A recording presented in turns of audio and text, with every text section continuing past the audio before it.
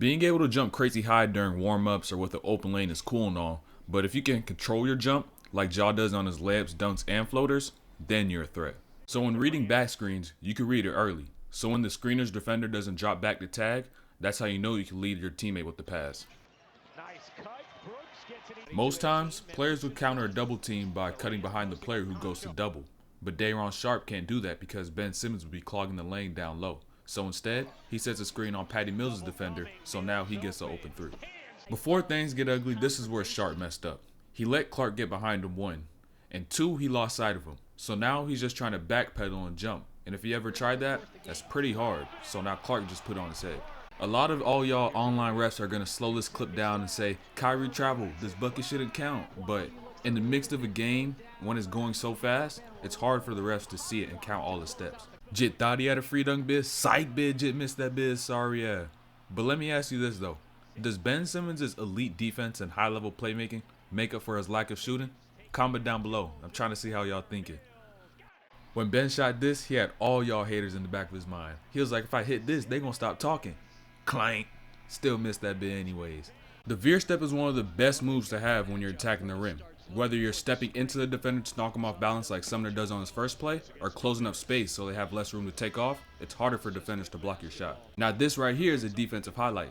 Watch Watanabe on the closeout. Runs Portis off the line, takes away that first dribble, then he switches on to Allen. Allen tries to get middle. He cuts him off, but Allen gets an angle.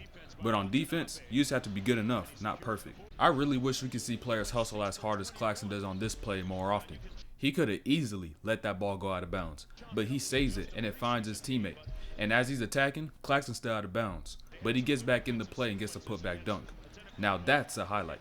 Since teams are sagging off of Ben because he can't shoot, this could be a benefit to Kyrie and KD in these handoffs, because now they're attacking the drop coverage, which gives them more room to get downhill, create space, and get to their spots. If you can't shoot when defenders go underneath screens, the game's going to be harder for you because your defender, the screener's defender, and help defenders would be closing off your lanes to make plays. Did he just moan? Hey, yo. As Giannis dives down into his post-up, watch how Portis comes up to the middle of the floor. By doing this, it takes away Durant as a baseline help defender, and he gives that final pass fake to make Durant commit and give him an open lane to the rim.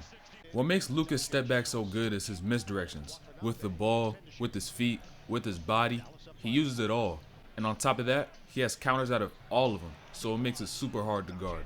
Just like you switch on the ball, you can switch off the ball, especially to avoid mismatches like Watanabe and Mills do here. And this can be done at any level of basketball because there are a lot of defenders who get picked on. If you start reading the floor when you play instead of going through the motions, you'll find yourself open a lot more than you realize. Ben steps out the paint to go match up at the top of the key, which should leave Kleber open for a layup at the rim, but he goes and sets a screen, not reading the floor. With Kleber leaving to go double team KD on this play, Ben has to do a better job of sealing Wood off earlier so that KD could toss it into him, they can get an easy bucket underneath the rim instead of having to work so hard every play. But instead they end up getting a Claxton 3 that ends up hitting the side of the backboard. Looking like the Lakers, bitch. When you're playing against players who are perimeter threats, you've got to chase them over every screen. And the counter to that as an offensive player is to curl the screen.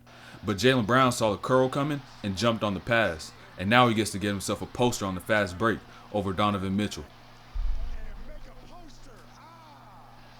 In case you didn't know by now, Sacramento fans, Tyrese Halliburton is already better than De'Aaron Fox. And he should be this season's most improved player.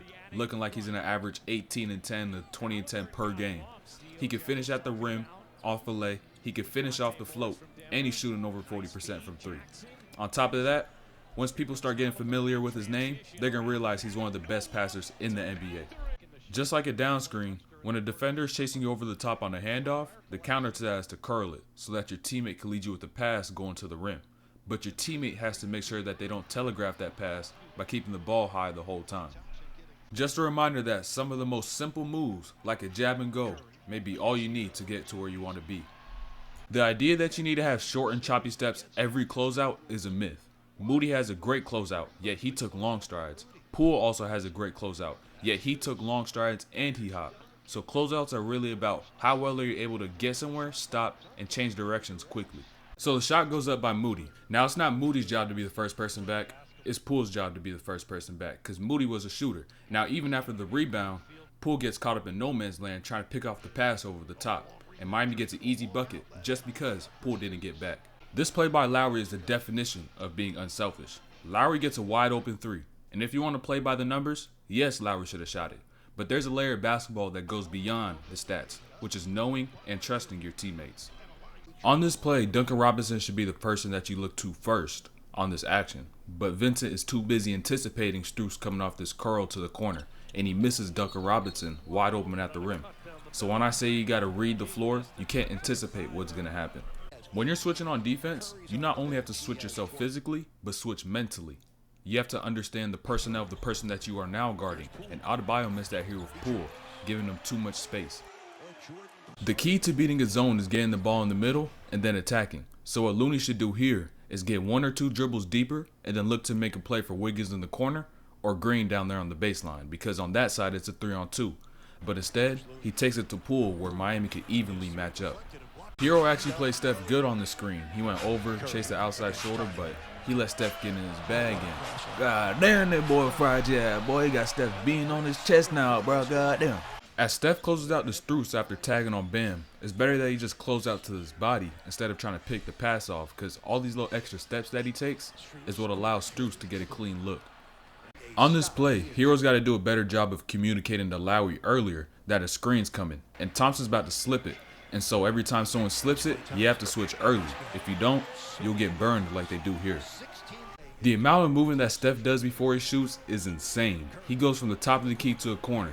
He misses it, but he relocates from the corner back to the top of the key. Bam got caught lacking. Curry shoots another one from the top, and he hits it in his face. Pause.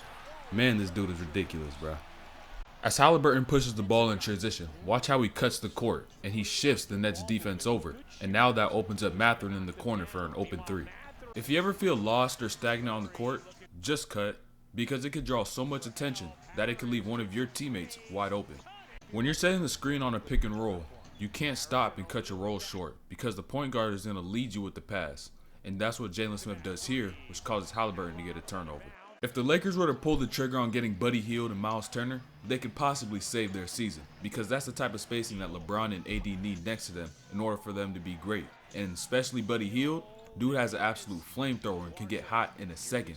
On top of that, he could create for himself off the dribble, whether it's for him scoring or for other teammates. First thing to watch for is how KD sets up this back door by stepping high to misguide his defender.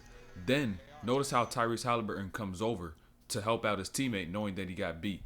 Although he didn't get the steal, it was the right intention and what you should do if you see your teammate out of position. When guarding baseline out of bounds, the whole team has to know the defensive game plan before the play even starts. And clearly, Claxton and O'Neal didn't, which is why Isaiah Jackson got an easy dunk. If you're going to take a charge, please don't be delayed like you're playing 2K with bad Wi-Fi, or like DeRozan on this play. Like, bro, what is you doing, bro? Get up, bro.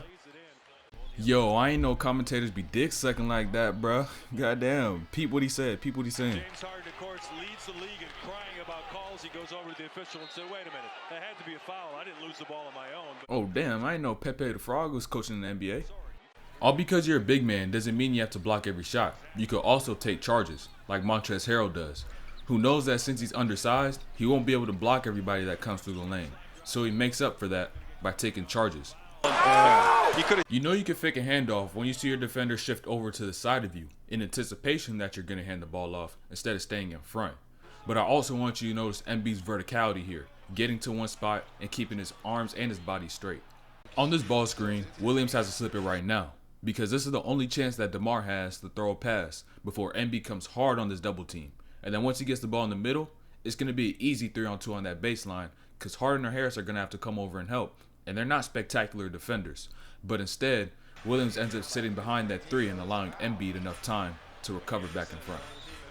I ain't gonna lie, I don't know how much more 76er basketball I could watch, because it's just a bunch of fouls and free throws and flopping and foul baiting. Like, it's ridiculous. Like, Harden dead grabs this dude's arm, and they still call a foul. Like, the refs got to tighten up on this, bro. Terrence Ross was able to run from corner to corner, all because Dinwiddie had his back turned towards him. So when you see your defender's back turned towards you, either cut or relocate. You probably haven't heard of the Magic much, but they have a few bright spots in. Bol has been one of them, believe it or not.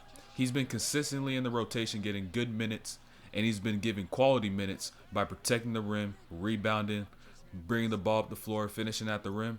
So in a few years' time, this Magic team could actually be pretty good. When playing defense, you never want to have your back towards anything. And in this case, Bol Bol is pushed up a little too high off the baseline, which allowed Luka to throw that pass right behind his back.